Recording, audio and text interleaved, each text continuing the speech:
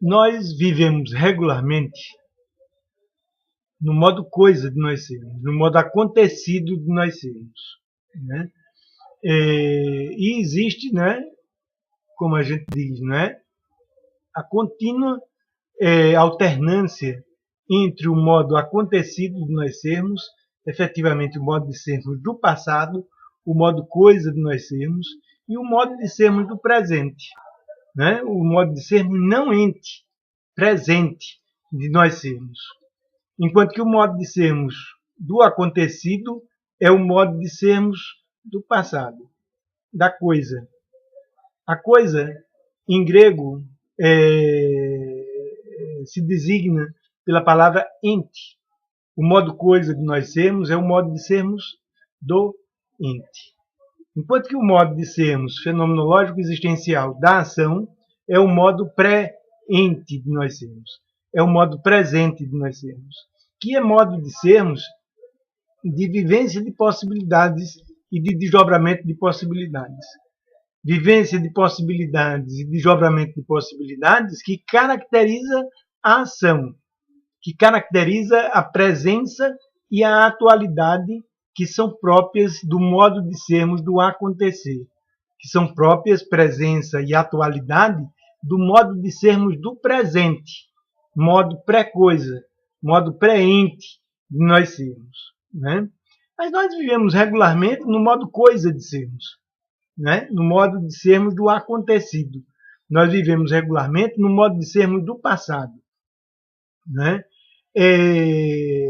E o modo de sermos do passado, ainda que seja, né, como Heidegger coloca, né, o modo de sermos da angústia, né, porque é um modo de sermos no qual nós vamos vivenciando cada vez menos possibilidade e entrando no modo de sermos do acontecido, do passado, da coisidade, né, porque a coisidade é a ausência de possibilidades, né, quando a possibilidade se extingue cada vez mais, né? A possibilidade que é como um oxigênio para a gente, né? Nós, no modo coisa de sermos, a experiência do modo coisa de sermos, que vai sendo um modo de sermos cada vez menos possível, né? Nós vivenciamos a angústia, né? Porque a angústia, segundo a fenomenologia existencial, é o vislumbre da impossibilidade. É a vivência progressiva da impossibilidade, da não possibilidade, e que se constitui cada vez mais como experiência da impossibilidade, né? E essa experiência da impossibilidade, né, é cada vez mais angustiante, né? Porque ela aponta na direção, né, como se diz em fenomenologia existencial, como Heidegger colocou, né, ela aponta na direção da possibilidade, da impossibilidade de toda possibilidade. A possibilidade da impossibilidade de toda possibilidade é a possibilidade da impossibilidade, né? E quanto mais nós vivenciamos a impossibilidade, ou seja, quanto menos nós vivenciamos a força do possível, né, mais nós nos angustiamos, né? Porque a perda de força do possível total, a impossibilidade total é a morte, né? Quer dizer, então nós nos angustiamos quando nós vivemos a impossibilidade, a possibilidade da impossibilidade de toda possibilidade, né? E essa vivência da angústia já joga a experiência da gente para o modo de sermos do acontecer, para o modo de sermos da vivência do possível. A angústia já é vivência de possibilidade, né?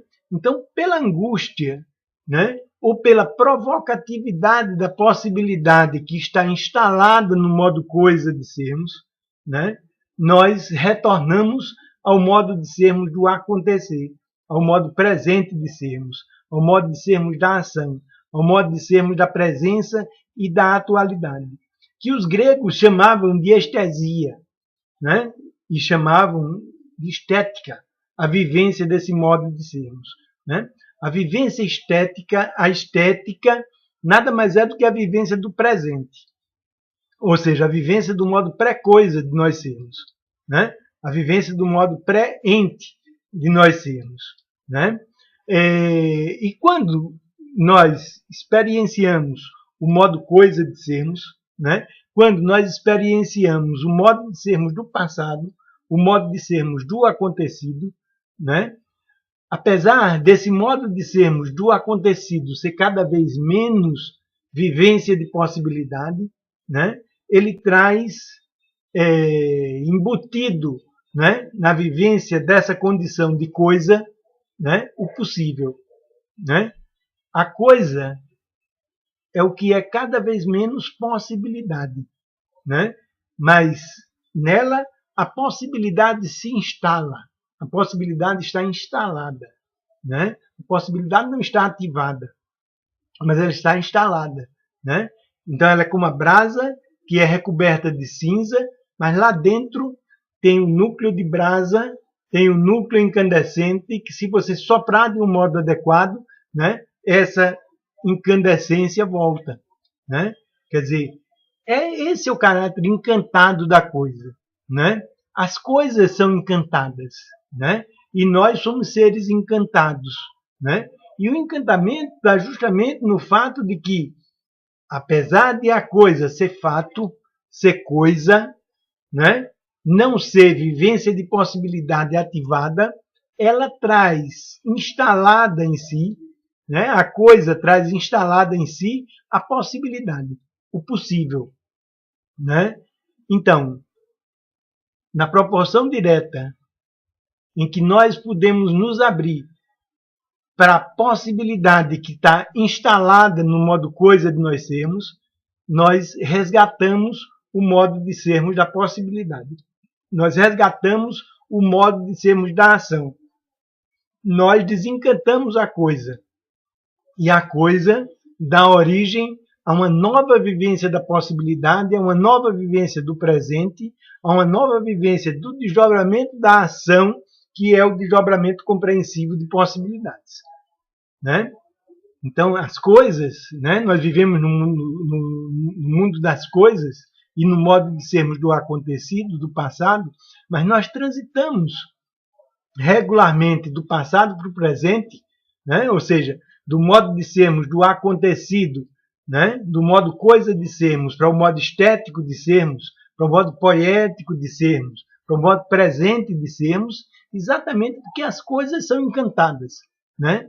Porque apesar delas serem coisa, delas serem acontecido, delas serem passado, elas trazem instaladas dentro delas o possível, a possibilidade.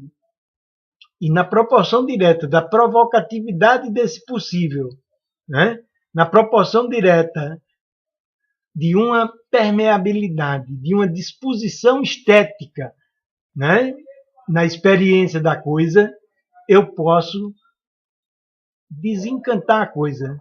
E esse desencantamento significa a abertura estética para a possibilidade que está instalada na coisa.